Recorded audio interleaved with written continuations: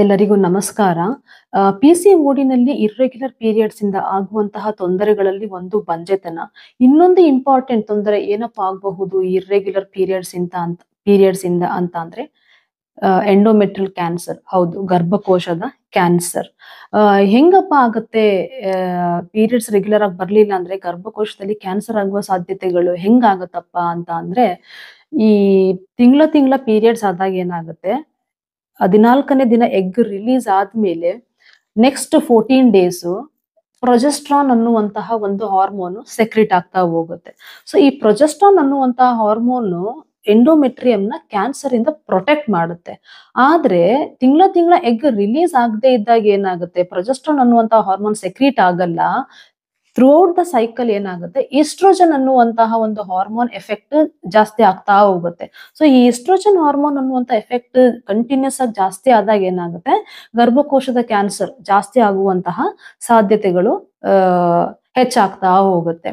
So ಮತ್ತೆ ಈ oestrogen effect endometrium ಮೇಲೆ ಅಂದ್ರೆ ಗರ್ಭಕೋಶದ ಪದರದ ಮೇಲೆ ಎಫೆಕ್ಟ್ ಜಾಸ್ತಿ ಆಗ್ತಾ ಹೋದಾಗ ಏನಾಗುತ್ತೆ, ಎಂಡೋಮೆಟ್ರಿಯಲ್ ಲೈನಿಂಗ್ ಥಿಕ್ ಆಗ್ತಾ ಹೋಗುತ್ತೆ. ಅಂದ್ರೆ ಜಾಸ್ತಿ ಮಂದ ಆಗ್ತಾ ಬಿಲ್ಡಪ್ ಆಗ್ತಾ ಹೋಗುತ್ತೆ.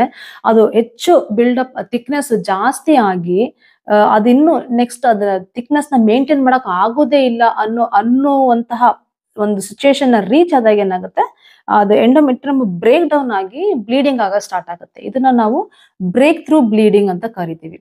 ಸೊ ಇದರಲ್ಲಿ ಓವುಲೇಷನ್ ಎಗ್ ರಿಲೀಸ್ ಆಗಿರೋದಿಲ್ಲ, ಬಟ್ ಸ್ಟಿಲ್ ಪೀರಿಯಡ್ಸ್ ಆಗುತ್ತೆ. ಅದು 2 ತಿಂಗಳಿಗೋ 3 ತಿಂಗಳಿಗೋ 4 ತಿಂಗಳಿಗೋ ಒಂದ್ಸಲ ಪೀರಿಯಡ್ಸ್ ಆಗುತ್ತೆ. ಸೊ ಅದನ್ನ ನಾವು ಆನ್ಓವುಲೇಟರಿ ಬ್ಲೀಡಿಂಗ್ ಅಂತ ಕರಿತೀವಿ.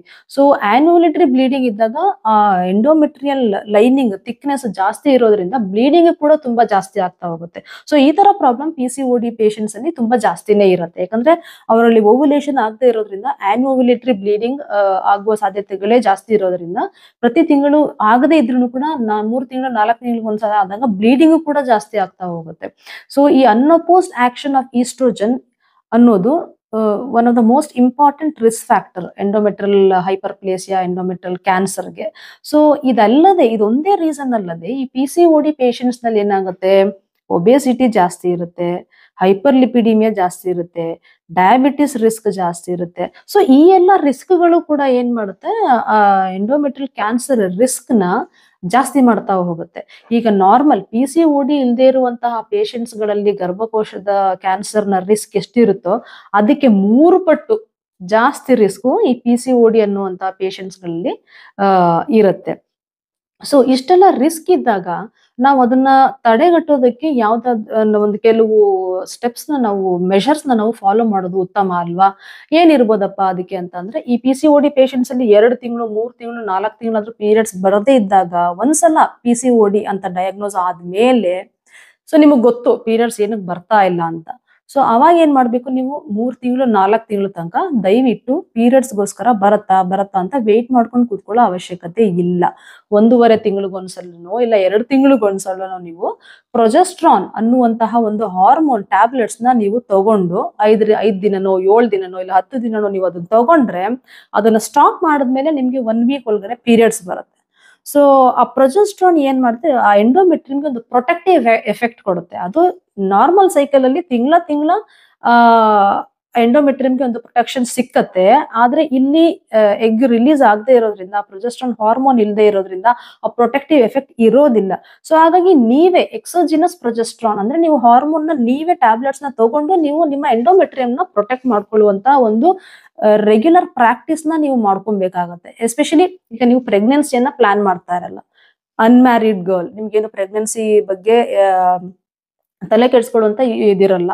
ಸೊ ಅಂತವರು 1.5 ತಿಂಗಳಿಗೋ ಇಲ್ಲ 2 ತಿಂಗಳಿಗೋ ಒಂದ್ಸಲ 10 ಡೇಸ್ 15 ಡೇಸ್ ನೀವು ಪ್ರೊಜೆಸ್ಟ್ರಾನ್ ಟ್ಯಾಬ್ಲೆಟ್ಸ್ ನ ತಗೊಂಡು ಪೀರಿಯಡ್ಸ್ ನ ರೆಗ್ಯುಲರೈಸ್ ಮಾಡ್ಕೊಳ್ಳೋದು one of the best and important step.